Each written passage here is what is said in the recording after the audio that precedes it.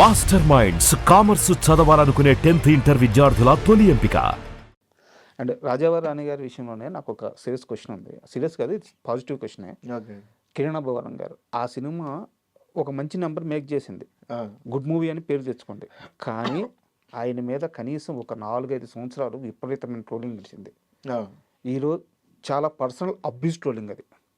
ఈరోజు ఆయన ఏ రేంజ్లో ఉన్నారు మనం చూస్తాం. అదే అంటున్నాం కదండి. ఇప్పుడు నువ్వు జెన్యున్గా లేదప్పుడు కమ్బ్యాక్ అదే అంటున్నాను. నువ్వు జెన్యున్గా లేదప్పుడు చాలా మంది చాలా అంటారు.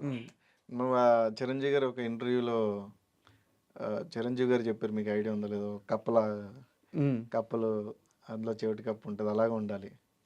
అలా ఉన్నారు కాబట్టి ఈరోజు ఆ స్థాయిలో ఉన్నారు. మీతో ఎప్పుడన్నా డిస్కషన్ నడిచిందే? కిరణ్ అబ్బవరం గారు అదేం డిస్కషన్ ఉంది, ఇప్పుడు కనబడితే సరదాగా మాట్లాడుకుంటాం. ఏంటి, ఏం చేస్తున్నావు, నువ్వేం చేస్తున్నావు, అంటే మీకు పర్సనల్ లైఫ్ వస్తులోకి మన లైఫ్లో మనం బిజీగా ఉంటాం. మీ ఇంటర్వ్యూ ఎప్పటి నుంచో అడుగుతుంటే ఇప్పుడు అయింది దాదాపు 2 years నుంచి. సో అలా ఎవరి లైఫ్లో వాళ్ళు బిజీగా ఉంటున్నాం, అంతే అండి. ఓకే. అండ్ మీరు ఎలాగో ఆ మూవీ సెట్లో ఉన్నారు కాబట్టి సరదా క్వశ్చన్ మీరు చెప్పాలంటే చెప్పండి, లేదా స్కిప్ చేసేసేయండి. ఆ సినిమాలో ఉన్న హీరో హీరోయిన్ ఇద్దరు పెళ్లి చేసుకున్నారు. అవునవును. సో ఎప్పుడన్నా మీకు అనిపించిందా సెట్లో వీళ్ళిద్దరి మధ్య ఏదో మనకి ఎప్పుడు అనిపించలేదు. అంటే ఆ టైంలో మాకేం తెలియదండి బేసిక్గా. అంటే మిగిలిన వాళ్ళు తెలుసు కానీ నాకైతే అసలు జీరో నాలెడ్జ్ అండి. నాకు సినిమా కోసం కానీ యాక్టింగ్ కోసం కానీ వేరే దానికోసం నాకు అసలు ఏమీ తెలియదు. నువ్వు ఇలా చేయరా అంటే వెళ్ళి చేయడం అంతే. ఇప్పుడు నేర్చుకున్నా. ఓకే. అప్పటికి నాకు జీరో నాలెడ్జ్. ఎందుకంటే నేను ఊర్లోంచి రావడమే, నేను మా ఫ్రెండ్ రవికిరణ్ కోల వాడు వచ్చినప్పుడు ఫస్ట్ టైం 2011లో వచ్చాం. హైదరాబాద్ బస్ దిగ్గానే ఇలా చూస్తున్నాం, ఏంద్ర ఎలా ఉంది అంటే తెలీదు. అంటే మన ఊర్లో ఎలా ఉంటుంది, చిన్న చిన్న పాకలు లేదా చిన్న పెంకిటీల్లో ఉంటుంది. ఇక్కడికి వచ్చేలాగా ఇలాగ ఏంట్రా ఇంత పెద్ద ఉన్న బిల్డింగ్లు, ఎక్కడికి వెళ్ళాలి, ఏం చేయాలి, ఏమి తెలియదు. సో అలా వచ్చిన మనకి అంత నాలెడ్జ్ ఏముంటుందండి. టార్గెట్ సినిమానే. నేను మ్యూజిక్ డైరెక్టర్ అవుదామని, వాడు డైరెక్టర్ అవుదామని. నేను యాక్సిడెంటల్గా యాక్టర్ అయ్యాను, వాడు మాత్రం డైరెక్టర్ అయ్యాడు. కీరవాణి గారి దగ్గరికి కూడా ఎప్పుడో అప్రోచ్ అయ్యారని విన్నాను. అయిందా ఆ టైంలోనేండి. కీరవాణి గారి దగ్గరికి వెళ్ళలేదు. ఓకే. ఆయన దగ్గర పనేంద్ర గారని, వీణా పనేంద్ర గారు అంటారు, వీణా ప్లే చేస్తూ ఉంటారు. మీకు 100% లవ్, ఇంకా చాలా సినిమాలు చేశారు.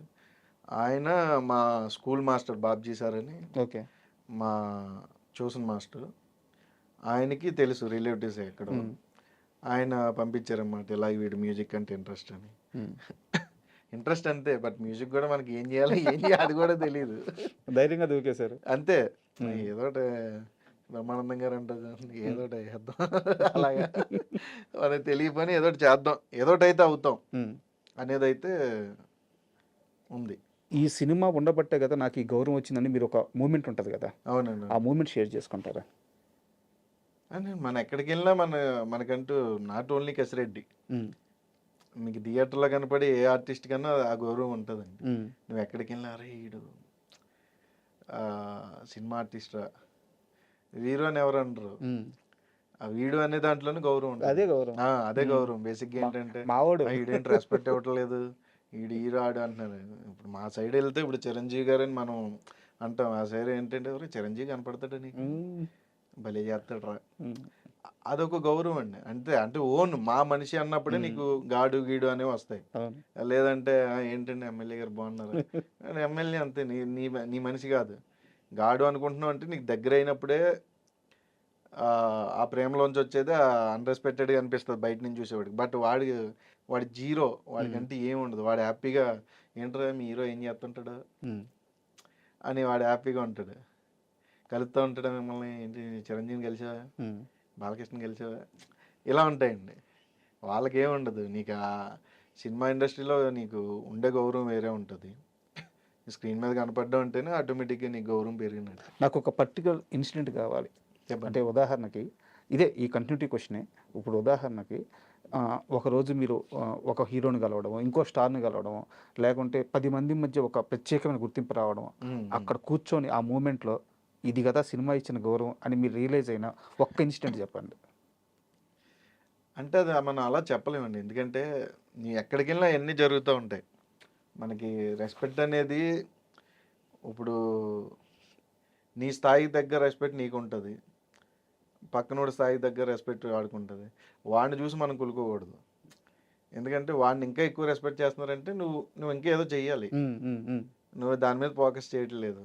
నాకు ఉంది కదా ఏంటి చెప్పండి, దాని మీద ఆగిపోతున్నావు తప్ప వాడికి కావాల్సింది నీకు రావాలంటే నువ్వు వాడికి ఏదో ఒకటి చెయ్యాలి.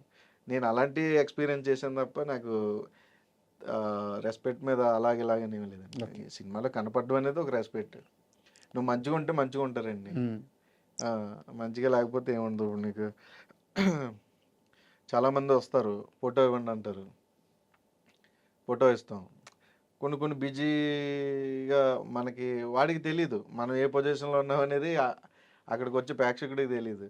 వాడు వస్తాడు, అన్న ఫోటో అంటాడు, ఈ సీన్ అయిపోయి ఇస్తా అంటే ఆగుతాడు, మళ్ళీ అడుగుతాడు. ఆ సీన్ అవ్వదు, మనకి ఆ పక్కన దాని మీద ఉంటుంది. వాడు వస్తాడు, చూస్తాడు, కొంచెం సేపు చూస్తాడు, అలా చేసి వద్దులేనా అని పోతాడు. అంటే వాడికి తప్పులేదు, వాడికి ఏంటి నేను అడిగాను ఇంచేపు నీ గురించి నిలబడే, వాడిది కూడా ప్రేమే, వాడిది ప్రేమ, అదొక రకం ప్రేమ ఆడిది. నాకు ఫోటో ఇవ్వలేదని కోపంతో వెళ్ళిపోతాడు. అంటే మనకేంటి ఇక్కడ సీన్ అవ్వలేదు, డైరెక్టర్ పక్క టెన్షన్ పడుతూ ఉంటాడు, ప్రొడ్యూసర్కి ఒక పక్క టెన్షన్ ఉంటుంది, ఇది అవ్వకపోతే ఏమవుతుంది అని. వాడికి అది ఉండదు, వాడు వస్తాడు నేను వచ్చి నన్ను ఫోటో ఇవ్వలేదు అనేది వాడికి ఉంటుంది.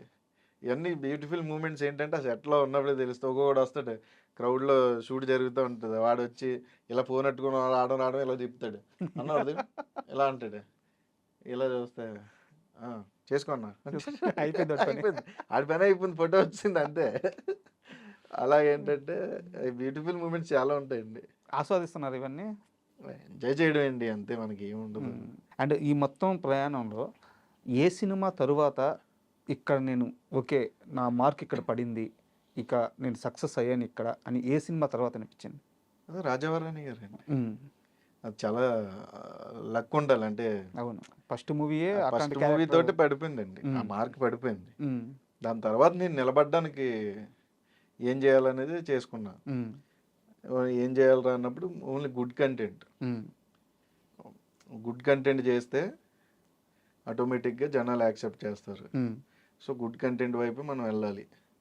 సినిమా ఇట్ట ఫ్లాప్ అనేది పక్కన పెడితే మనం చేసిన క్యారెక్టర్ ఇది బాగాలేదురా అని ఆడియన్ అనకూడదు. నాకు ఇప్పుడు దాకా ఎవరు అనలే, ఏంటన్నా అలాంటి సినిమా చేసావు అది పెద్ద బాగాలేదు అని ఎవరు అనలే. సో నేను దానికోసం ఎక్కువ కష్టపడతాను. అండ్ మీరు ఒకసారి మాట్లాడుతూ ఇలాగే అంటే క్యారెక్టర్ని ఎలా ఫిల్టర్ చేస్తారని అడిగితే, నేను కథ వింటాను, కథ విన్న తర్వాత నాకు అర్థం అవుద్ది, దాన్ని బట్టి నేను ఓకే చేస్తానని చెప్పాను. అవునండి. నిజంగా చెప్పండి, ఇప్పుడున్న ఇండస్ట్రీలో పరిస్థితుల్లో మీరు కథ అడిగితే కథ పూర్తిగా చెప్పే పరిస్థితులు ఉన్నాయా? ఉన్నాయా అంటే మనం అడిగే విధానం అండి అంతే. అదే చెప్తున్నాం కదా, ఇందాక అదే అంటున్నాం, మీరు ఏమిస్తే అది వస్తుంది. ఎలా అడుగుతారు మీరు? నేను అడుగుతాను, నాకు ఫార్ములా ఆ సీక్రెట్ గా అని చెప్తే చాలా మంది ఆర్టిస్టులు ఉన్నారు, వాళ్ళు పాపం ఏ సినిమా హిట్ అవుద్దో తెలియక, ఏ సినిమా ఫ్లాప్ అవుద్దో తెలియక. కాదండి, నాకు హిట్ ఫ్లాప్ అని కాదు, నేను సినిమా అలా అయితే నేను చేసిన సినిమాలన్నీ అంటే వాళ్ళ కథ చెప్పట్లేదు, వాళ్ళు చాలా బ్లైండ్ గా రూల్స్ చేస్తున్నారు. మేబీ ఏమో, బట్ నేను అడుగుతాను, నేను అవసరం ఎట్లా బెగ్గింగ్ చేస్తాను. నేను సార్ నాకు తెలియదు, నేను అది చెప్పను సార్ నాకు, ఎందుకంటే 100 క్యారెక్టర్లు ఉంటాయి సార్, 100 క్యారెక్టర్లు దాటి నువ్వు కనపడాలంటే నీకు కథ తెలియాలి. లేదంటే ఎవడొచ్చి ఎప్పుడు మాట్లాడతాడో తెలియదు కదా సినిమాలో. ఇప్పుడు ఇంటర్వ్యూ అయితే మీరు నేను మాట్లాడుకుంటాం, షూటింగ్ అలా ఉండదు, సడన్గా ఎవడో డైలాగ్ వస్తుంది ఇలా చూస్తాం, దానికి ఏం ఎక్స్ప్రెషన్ ఇవ్వాలో నీకు తెలియదు కథ తెలియకపోతే. ఎందుకంటే వాడు మధ్యలో వచ్చాడా, లేదంటే సినిమా స్టార్టింగ్లో వచ్చాడా, లేదా ఎండింగ్లో వచ్చాడా, లేదంటే ఏంటనేది మనకు తెలియదు.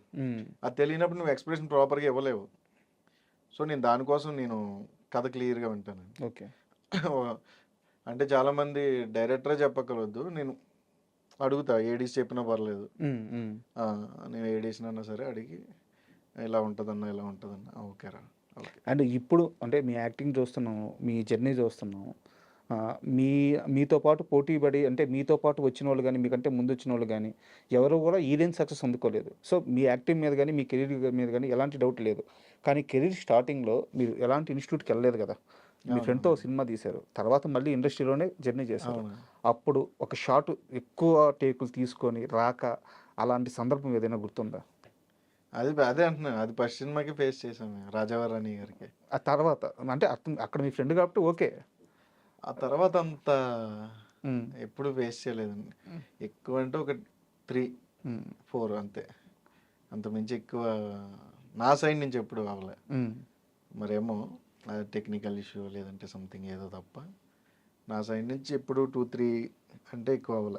ఓకే.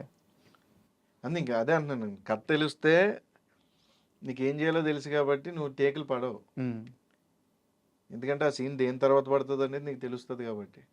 దానికి ముందు ఎంత ఎమోషన్ క్యారీ చేస్తున్నావు, దాని తర్వాత ఎంత ఎమోషన్ క్యారీ చేస్తున్నావు, ఆ టైంకి ఏ ఎమోషన్లో ఉన్నావు అనేది నీకు కథ తెలిసినప్పుడే తెలుస్తుంది. ఇప్పుడు ఎదుటోడు ఆ పక్కనోడు సడన్గా వచ్చినప్పుడు ఆడితే ఎమోషన్ ఉంటుంది అనేది వాడు అప్పటికప్పుడు వచ్చాడా లేదంటే ఫస్ట్ నుంచి ఉండి మధ్య మధ్యలో వస్తా సడన్గా ఎంటర్ అయ్యాడా అనేది తెలిస్తేనే నీకు ప్రాపర్గా తెలుస్తుంది. అప్పుడు నీకు ప్రాపర్గా తెలిసినప్పుడు నీకు టేక్స్ పడవు. కరెక్ట్. ఇప్పుడు మీరు చెప్పే మాటలన్నీ ఒక 2 సంవత్సరాల పాటు ఫిల్మ్ ఇన్స్టిట్యూట్లో కూర్చోబెట్టి ఒక 2 లక్షల రూపాయలు ఫీజు కట్టించుకొని నేర్పించేయి. మీకు ఎలా తెలిసినాయి, ఎలా వచ్చినాయి అసలు? అదే అంటున్నాండి. అంటే అబ్జర్వేషన్ ఈజ్ వెరీ ఇంపార్టెంట్ అండి. దేనికన్నా నువ్వు అబ్జర్వ్ చేయాలి ఎక్కువ థింగ్స్. ఎప్పుడు నీ చుట్టూ ఏం జరుగుతుంది 360 degrees. నేను ఖాళీగా కూర్చొని ఏదో ఒకటి అబ్జర్వ్ చేస్తూ ఉంటా. ఓకే ఇలా మూవ్ అవ్వాలి, ఓకే పెద్ద ఆర్టిస్టులు ఇలా చేస్తారు, డైలాగ్ చెప్పేటప్పుడు ఇక్కడ పాస్ తీసుకుంటారు ఇంత లెంతీ అయితే, ఈ షార్ట్ డైలాగ్ అయితే ఎలా చెప్పాలి, ఏ వేలో చెప్పాలి, అవన్నీ ఉంటాయండి. అలా మీకు చూసి అబ్జర్వ్ చేసి మీరు నేర్చుకున్న ఆర్టిస్టులు ఉంటారు కదా ఎవరో ఒకరు, అలా ఒకరిద్దరు పేర్లు చెప్పమంటే ఎవరి పేర్లు చెప్పండి? లేదు చాలా మంది ఉన్నారండి. ఒకరిద్దరు రాజీవ్ పేర్లు. కనకాల్ గారు ఉన్నారు, ఓకే. నేను చేసిన వాళ్ళు. అజయ్ ఘోష్ గారు ఉన్నారు. హీరోల్లో నాకు దుల్కర్ ఉన్నాడు, విజయ్ దేవరకొండ గారు ఉన్నారు. ఇలా ఇప్పుడు రవితేజ గారు చేస్తున్నాం, రవితేజ గారు ఉన్నారు. ఇలా అంటే మనకి ఓన్లీ 1 to 1 చెప్పలేమండి. నీ తర్వాత వచ్చిన ఆర్టిస్ట్ నుంచి కూడా నువ్వు నేర్చుకుంటే ఉంటుంది. అది ఇప్పుడు మనం జడ్జ్ చేయలేమండి. నీ తర్వాత వచ్చిన ఆర్టిస్ట్ కూడా నీకంటే బెటరే, బట్ ఎక్కడో ఏదో చిన్న ఆ టైము అంతే. కరెక్ట్. సో అలా నీ చుట్టూ ఉండే ఆర్టిస్టులే నీకు నాకు అంతే గురువులేండి. అంతే మీకు అంతే అండి. ఏదన్నా లెర్నింగ్ నుంచే వస్తుంది. మీకు ఆ లెర్నింగ్ ప్రాపర్గా ఉంటే వేరేది ఏం అవసరం లేదండి. అండ్ మీ కెరీర్ విషయానికి వస్తే బాగా ఇంపాక్ట్ ప్లే చేసిన సినిమా వచ్చేసి ఆయ్. సో అసలు ఆయ్ ఛాన్స్ ఎలా వచ్చింది, ఆ జర్నీ గురించి కాస్త చెప్పండి. ఆయ్ అంటే నాకు ఫస్ట్ టైం అండి. ఆయనకి నాకు ఎప్పుడు పరిచయం లేదు, అంజీకి నాకు. ఓకే. అంజీ గారు ఫస్ట్ టైం ఫోన్ చేసినప్పుడు అప్పటికి 2-3 హీరోలు. అప్పుడు నాకు ఓకే అన్నాను. ఆ తర్వాత హీరో మారారు. తర్వాత ఫైనల్గా నితిన్ గారు వచ్చారు. మనకి ఆయన కథ చెప్పారు, మనకి చాలా బాగా నచ్చింది. ఆ తర్వాత నేను ఆయన జర్నీ స్టార్ట్ చేసాం. స్టిల్ ఇప్పటికి మంచి ఫ్రెండ్స్. యాక్చువల్గా ఫ్యామిలీ ఫ్రెండ్స్. యాక్చువల్గా నితిన్ గారితో మాకు ఒక మూమెంట్ ఉంది. ఆయన్ని ఫస్ట్ తేజ గారు లాంచ్ చేయాలి. తేజ గారు లాంచ్ చేయాల్సి ఉంటే అది ఎందుకో పోస్ట్పోన్ అయిపోయింది. అంటే పోస్ట్పోన్ క్యాన్సిల్ సంథింగ్ ఏదో జరిగింది, ఆ ప్రాజెక్టు లేదు అని తెలిసిందనమాట. తరువాత వాళ్ళ ఫాదర్ స్టోరీస్ కోసం చూస్తున్నంటే నేను నా ఫ్రెండ్ వెళ్ళి ఒక స్టోరీ నెరేషన్ ఇచ్చాం, వాళ్ళ ఫాదర్కి ఇచ్చాము. ఆయనకి ఫస్ట్ హాఫ్ చాలా బాగా నచ్చింది, బట్ సెకండ్ హాఫ్ నచ్చల. సెకండ్ హాఫ్ నచ్చకపోలేక ఒక 1 week టైం ఇచ్చారు. 1 week టైం ఇచ్చారు. 1 week తర్వాత సెకండ్ హాఫ్ చేంజ్ చేసుకోండి. ఫస్ట్ ఆ క్యారెక్టర్స్ కానీ ఆ స్టోరీ మూమెంట్స్ ఆ ఎలిమెంట్స్ కానీ మొత్తం బాగా నచ్చినాయి అనమాట. నేనేం మార్చొద్దు, బట్ నాకు ట్రీట్మెంట్ మార్చండి సెకండ్ హాఫ్ వరకు చాలు అని చెప్పేసి. బట్ మేము వెళ్ళే లోపల 5 daysకు అనౌన్స్మెంట్ వచ్చేసింది అని ఫస్ట్ మూవీ. సో అది మీ ఆయ్ సినిమా చూస్తున్నప్పుడు కూడా నాకు థియేటర్లో ఆ విజువల్స్ తిరుగుతూ ఉన్నాయి. అరే నా హీరో కదా అని చెప్పేసి. ఆయన గట్టి కూర్చున్నారండి అంజీ గారు, నేను కావాలని. ఆయన సైడ్ నుంచి అంటే మనకి స్లాంగ్ గోదావరి స్లాంగ్ కదా, ఆయనకి కంఫర్ట్. అవునవును, ఈ ఆర్టిస్ట్ ఉంటే నాకు కంఫర్ట్గా ఉంటుంది. ఆయన స్టాండ్ తీసుకుని ఆయన నా గురించి, నేను ఆయన గురించి చేసినట్టే సినిమా చేశాను. బట్ ఆయ్ సినిమా మీకు సక్సెస్ తీసుకొచ్చింది, ఆడియన్స్కి దగ్గర తీసుకెళ్ళింది, ఇదన్నీ ఓకే. ఇద్దరు పెద్ద స్టార్ హీరోల్ని ఒకేసారి మీకు ఎన్టీఆర్ గారిని అల్లు అర్జున్ గారిని ఇద్దరిని ఒకేసారి పరిచయం చేసింది. అది చాలా బ్యూటిఫుల్ మూమెంట్ అండి. అప్పుడు మేము సడన్గా థియేటర్స్ తిరుగుతున్నాం, విజయవాడ నుంచి ఎన్టీఆర్ గారు కలుస్తానంటే అటు నుంచి అటే వెనక్కి వస్తాండి. అప్పుడే ఆంధ్ర తిరగలే. ఓకే. కరెక్ట్గా ఆంధ్రాకి ఎంటర్ అయ్యాము. ఈలోపు ఎన్టీఆర్ గారు ఫోన్ చేసి రమ్మంటున్నారు, మీట్ అవుతారంటే ఇంకా అప్పటికప్పుడు స్టార్ట్ అయ్యామండి. అదొక బ్యూటిఫుల్ మూమెంట్. ఏం మాట్లాడారు ఆ రోజు ఎన్టీఆర్? యాక్చువల్గా మీరు కలిసిన తర్వాత ఎక్కడ ఇంటర్వ్యూ లేదు, ఒక ఇంటర్వ్యూ ఇచ్చారు, బట్ అక్కడ కూడా ఈ క్వశ్చన్ అడగలేదు, మీరు చెప్పలేదు. ఏం మాట్లాడారు ఎన్టీఆర్ గారు? ఏం లేదండి, అదే ఆయన సినిమాలు చూస్తారు, అన్ని సినిమాలు చూస్తారు నాకు తెలిసి. నేను చేసిన సినిమాలు చాలా వరకు చూసారండి. ఓకే. ఆయన ఆయన డైలాగులు చెప్పడం హైలైట్. గుర్తుపెట్టుకుని చౌదరి గారు నమస్కారం నమస్కారం నమస్కారాలు మాకు ఇట్లా వాళ్ళకి. దాని తర్వాత మేము బాగానే తీస్తాం కదండి, నేను బాగానే తీస్తాను కదా అని అశోకోణంలో అర్జున్ కళ్యాణ్ డైలాగ్ చెప్పారు. దాని ఓకే, ఇవన్నీ తర్వాత గుర్తుపెట్టుకున్నారు ఆయన. చాలా పెద్ద నాలెడ్జ్ అండి. ఆయన ప్రతి సినిమా చూస్తారండి ఆయన. నాకు అర్థమైంది ఏంటంటే ఫ్లాప్ అయిన సినిమా హిట్ అయిన సినిమా అని ఉండదు, ఆయన ఎంటర్టైన్ అవ్వడానికి సినిమా చూస్తారు. అలా నా సినిమాలే చాలా చూసారండి ఆయన. ఓకే. ఆ, నిన్న బట్ రీసెంట్గా నాకేంటంటే వచ్చింది కానీ టైం కుదరలా, డేట్స్ ఇష్యూ వల్ల. ఛాన్స్ వచ్చిందా? యా, ఏ సినిమాకి వచ్చింది? అదేండి ఇప్పుడు జరుగుతుంది ప్రశాంత్ నీల్ గారు. అవునా? బట్ డేట్స్ ఇష్యూ, అప్పుడు దుల్కర్ చేస్తున్నాను. దుల్కర్ చేయడం వల్ల మనకి డేట్లు సెట్ అవ్వాలి. ఓకే. యాక్చువల్గా నిన్న కూడా దండోరా సినిమా గురించి ఆయన ట్వీట్ వేశారు. నిన్న అసలు వాళ్ళు ఎవరు ఎక్స్పెక్ట్ చేయలేదు, వాళ్ళు ఎవరు అడగలేదు, ఆయన తెలీదు, సినిమా ఆయన ట్వీట్ వేసేసారు. చూసేసారండి. వాళ్ళందరూ షాక్, టీం అంతా. మొత్తం బెన్నీ అన్న, అవును. రవికృష్ణ, సో మీరు చెప్పినట్టు ఆయన అన్ని సినిమాలు అన్నీ చూస్తున్నారు. చూస్తారండి ఆయన. నేను అదే అంటున్నాను కదా, ఎందుకంటే అక్కడ ఇప్పుడు అంకిత్ ఉన్నాడు, అంకిత్ సినిమాలు చూశారు, తర్వాత నా సినిమాలు చూశారు. అంటే ఇంకా మనకి తెలియని మన సినిమాలు చూసారంటే తెలిసిన వాళ్ళే ఆబ్వియస్లీ చూస్తారు కదండి. అది చాలా హ్యాపీగా అనిపించింది ఆ మూమెంట్. తర్వాత అప్పటికి పుష్పరాజ్ అరవింద్ గారి ద్వారా మనకి లక్కీగా ఆయన కలిసాము.